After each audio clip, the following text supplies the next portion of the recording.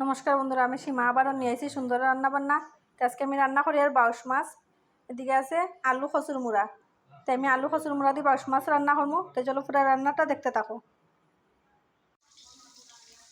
তো দেখো বন্ধুরা, এদিকে মাছটা আমার ফ্রাই করা হয়ে গেছে। এখন আমি তরকারিটা বয়ে দিই।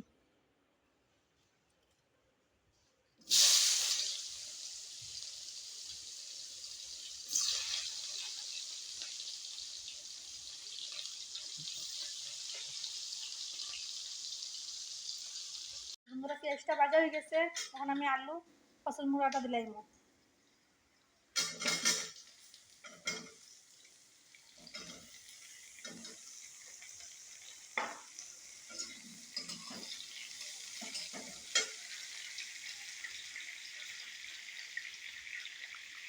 লবণ,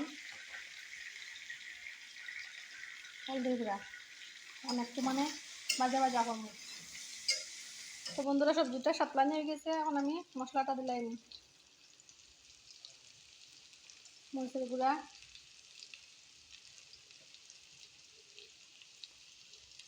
জিরার গুঁড়া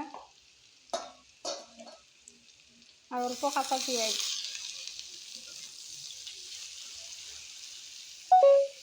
তো বন্ধুরা, সবজিটা আমার সাতলানি হয়ে গেছে। এখন আমি জলটা দিলাম।